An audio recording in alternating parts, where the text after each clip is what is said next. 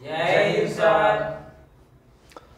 जय हिंद बच्चों, इस समय आप लोग महामना इंस्टीट्यूट के यूट्यूब चैनल से जुड़े हुए हैं और इस चैनल में मैं आप सबका स्वागत करता हूं। आज हम लोग class 11th chemistry Hindi medium NCERT book के 7th चैप्टर साम्यावस्था यानी इक्विलिब्रियम के अंतर्गत आज हम लोग केसी और केपी के बारे में पढ़ने जा रहे हैं। देखें, केसी आपको बताया गया था साम्य स्थिरांक, और हम आपको बता दें कि केसी साम्य स्थिरांक तब होता है जब पदार्थ सांद्रण के रूप में होता है, लेकिन अगर वही पदार्थ गैसीय प्रावस्था में हो तो उसका साम्य स्थिरांक जो होता है वो आंशिक दाब के रूप में होता है। तो जब साम्य स्थिरांक आंशिक दाब के रूप में होता है तो उसको हम केपी से प्रदर्शित करते हैं, और यही साम्य स्थिरांक जब सांद्रण के रूप में होता है तो इसको केसी से प्रदर्शित करते हैं। अब हम लोगों को यह देखना है कि केपी और केसी में क्या संबंध होता है। यह एक इम्पॉर्टेंट रिलेशन है, यह हमेशा एग्जाम में आपसे पूछा जाता है, और एग्जाम ही नहीं कंपटीशन में भी आपसे पूछा जाता है, इसलिए इसको आप अच्छी तरह से तैयार किए रहेंगे। आप सभी लोग, जो लोग क्लास में हैं वो, जो लोग ऑनलाइन जुड़े हुए हैं वो, या जो वीडियो देख रहे हो वो अच्छी तरह से समझते जाएं, और कोई दिक्कत समझ में आवे तो कमेंट करके बतावें। चलिए मैं शुरू करने जा रहा हूं केपी और केसी के बीच रिलेशन।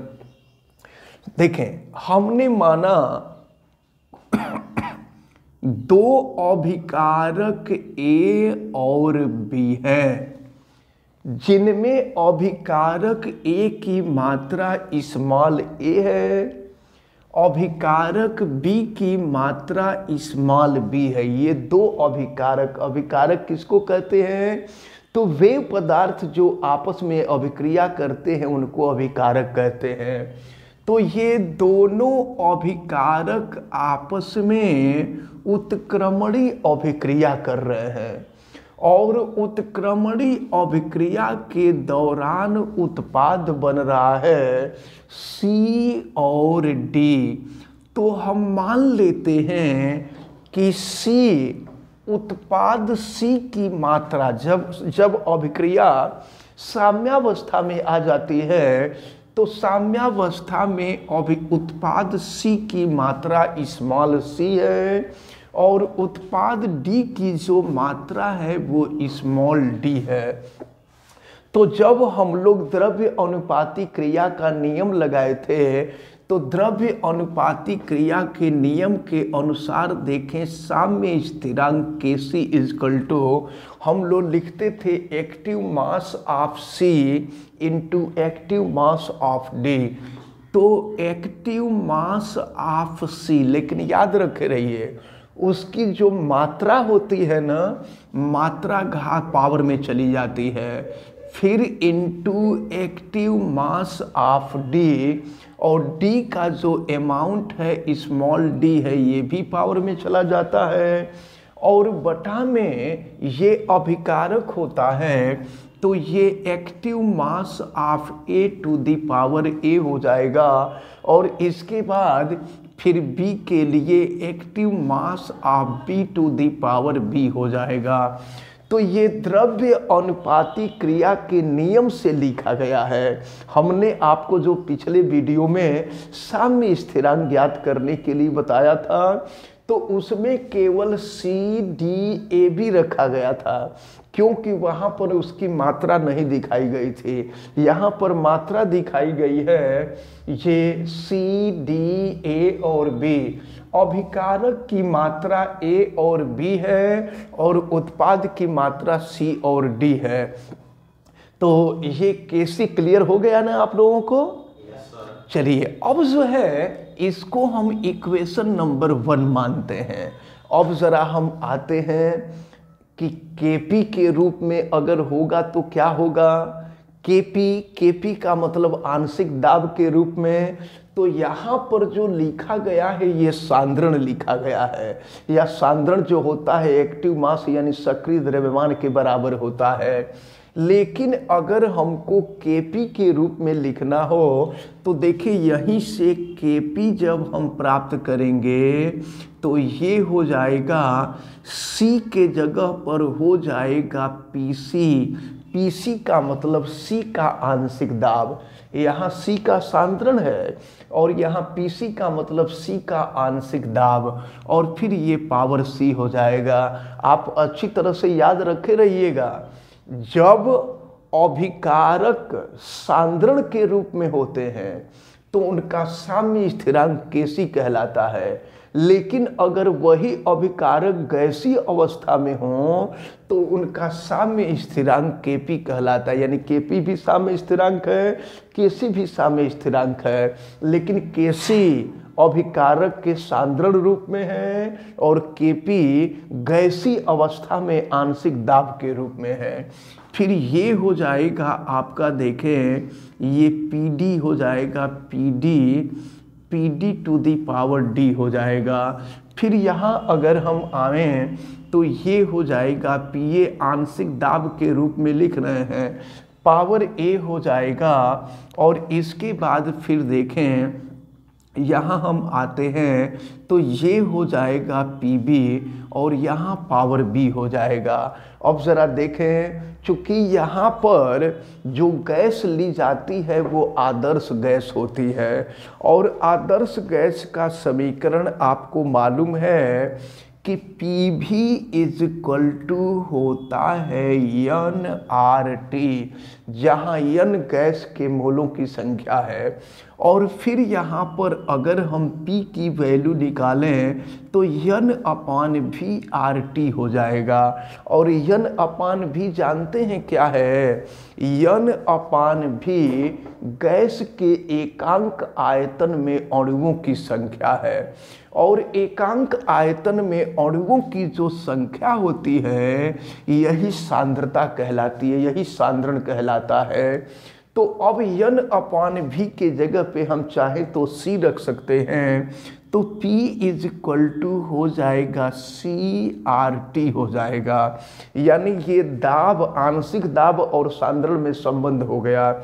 अब अगर यहाँ पर हम सबकी वैल्यू निकाले, देखिए PA की वैल्यू निकालते हैं तो ये हो जाएगा आपका CA का मतलब C का सांद्रण, याद रख रहिए CA का मतलब C का सांद्रण, और CA का मतलब C का नहीं A का सांद्रण, अभिकारक A का सांद्रण, और PA का मतलब A के लिए आंशिक दाब, और फिर ये हो जाएगा RT। अगर इसी तरह से हम PB की वैल्यू निकालें तो ये हो जाएगा CB/RT। तो PB का मतलब B के लिए आंशिक दाब और CB का मतलब B के लिए सांद्रण। फिर अगर हम आगे बढ़ते हैं PC, तो ये हो जाएगा आपका CC का मतलब C का सांद्रण, और फिर ये हो जाएगा आपका RT। इसी तरह से अगर हम PD की वैल्यू निकालें तो ये हो जाएगा PD is equal to CD। CD का मतलब हो जाएगा D का सांद्रण, और फिर ये हो जाएगा RT। अब जानते हैं क्या करेंगे हम लोग, PA, PB, PC, PD की वैल्यू ये जो समीकरण नंबर 2 है, समीकरण नंबर 2 में हम रख देते हैं और रख करके देखते हैं वैल्यू क्या मिलती है। तो अब यहाँ पर हम लिख रहे हैं KP इज इक्वल टू, देखें PC के जगह पर, तो PC की वैल्यू हम लिखते हैं, ये हो जाएगा आपका, देखें CC, और फिर ये हो जाएगा RT, और इसका पावर हो जाएगा C। इसके बाद देखिए PD की वैल्यू हम लिख दे रहे हैं, तो PD की वैल्यू हो जाएगी CD, और फिर ये हो जाएगा RT, और पावर हो जाएगा D। फिर आगे हम बढ़ रहे हैं और देखें यहाँ पर है PA की वैल्यू हम रख देते हैं, तो PA की जो वैल्यू है ये है CART, पावर हो जाएगा A, और इसके बाद यहाँ हो जाएगा पीवी के जगह पे हम लिख देते हैं CBRT और यहाँ पावर हो जाएगा V। अब ज़रा ध्यान से देखें, CC का मतलब C का सांद्रण, CD का मतलब D का सांद्रण, CA का मतलब A का सांद्रण, CB का मतलब हो जाएगा B का सांद्रण। तो चले देखें, अब इसको हम लिख रहे हैं दूसरे तरीके से, Kp इजकल टू, तो C के सांद्रण को हम इस तरह से लिख सकते हैं, C के सांद्रण को, और फिर यहाँ है आपका RT। तो देखिए ये हो जाएगा, अलग करके लिख देते हैं, तो RT का पावर हो जाएगा C, यहाँ RT का पावर C हो जाएगा। फिर इसके बाद यहाँ पर जो आप देख रहे हैं D का सांद्रण है, तो D के सांद्रण को हम बड़े कोष्ठ के अंदर लिख देते हैं, तो इसका मतलब ही सांद्रण हो जाता है, क्योंकि यहाँ इक्वेशन नंबर 1 में आपने देखा है। अब इसके बाद अच्छा देखिए, ये पावर C छुटा हुआ है, पावर C यहाँ होगा और पावर D होगा, और फिर ये हो जाएगा आपका RT, और RT का पावर हो जाएगा D। फिर नीचे देखिए आप क्या है, यहाँ पर है CA का मतलब A का सांद्रण, तो ये हो जाएगा A का सांद्रण, और फिर यहाँ पर पावर A है, माने सांद्रण को अलग कर रहे हैं, RT को अलग कर रहे हैं, और फिर ये हो जाएगा आपका RT का पावर A, और फिर देखिए CB का मतलब होता है B का सांद्रण, तो ये हो जाएगा B का सांद्रण और पावर B रहेगा, और फिर ये हो जाएगा RT का पावर B। अब देखिए हम RT को एक जगह कर लेंगे और सबको एक जगह, तो Kp इजकल टू हो जाएगा एक्टिव मास भी कर सकते हैं और सांद्रण भी कह सकते हैं। तो ये कंसंट्रेशन ऑफ C का पावर C हो जाएगा, कंसंट्रेशन ऑफ D का पावर D हो जाएगा, यहाँ RT का पावर C है, यहाँ RT का पावर D है। आप जानते हैं कि जब गुणा करते हैं तो घात जुड़ जाते हैं, तो ये हो जाएगा यहाँ RT का पावर C प्लस D हो जाएगा। फिर नीचे हम आ जाएं तो देखें यहाँ पर A का पावर A, और फिर ये हो जाएगा B का पावर B हो जाएगा, फिर यहाँ RT का पावर A और यहाँ RT का पावर B, तो ये हो जाएगा आपका RT का पावर A प्लस B हो जाएगा। अब इस RT को हम ऊपर लेकर के चले जाएंगे, तो ये हो जाएगा Kp is equal to active mass, या चलिए कंसंट्रेशन ऑफ C का पावर C, इसके बाद ये हो जाएगा कंसंट्रेशन ऑफ D का पावर D, और फिर ये हो गया कंसंट्रेशन ऑफ A का पावर A, और फिर अगर हम देखें तो कंसंट्रेशन ऑफ B का पावर हो जाएगा B। ये B है, ये B का कंसंट्रेशन है, कंसंट्रेशन ऑफ B का पावर B, और फिर ज़रा यहाँ देखिए क्या है, RT का पावर C प्लस D है और यहाँ RT का पावर A प्लस B है, तो RT का पावर हो जाएगा आपका C प्लस D, और A प्लस B को ले जाएंगे ऊपर तो हो जाएगा A प्लस B। तो देखिए क्या है, A और B अभिकारक, A प्लस B जो है अभिकारक की कुल मात्रा है, और C और D क्या है, उत्पाद की कुल मात्रा है।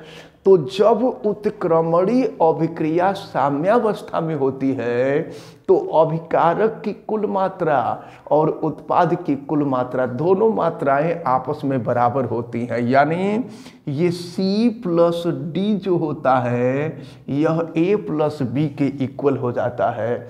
तो अब देखिए क्या होगा, ये Kp इजकल टू हो जाएगा C का पावर C, D का पावर D, और फिर ये हो जाएगा आपका A का पावर A, फिर ये हो जाएगा आपका B का पावर B, और देखिए ये RT का पावर क्या हो जाएगा, C प्लस D के जगह पे A प्लस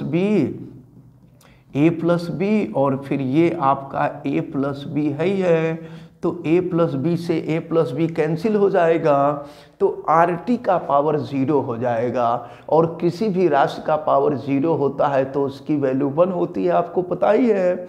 तो अब यानी RT का पावर 0 इसकी वैल्यू 1 हो जाएगी।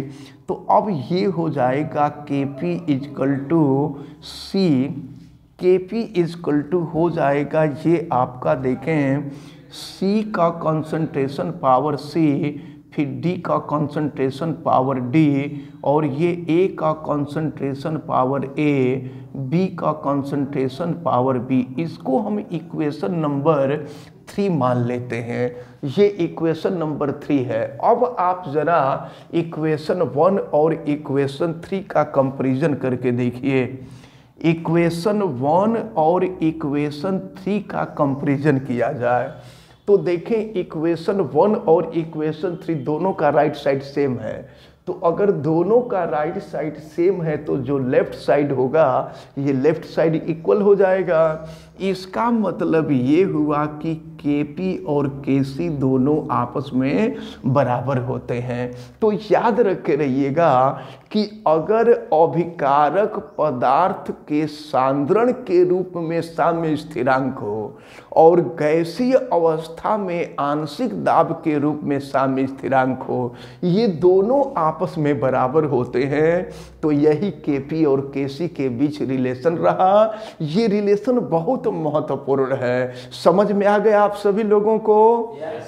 ये डेरिवेशन आप सभी लोग बहुत अच्छी तरह से तैयार कीजिएगा। ये डेरिवेशन है तो केमिस्ट्री में, लेकिन ये एक तरह से फिजिक्स का पार्ट है।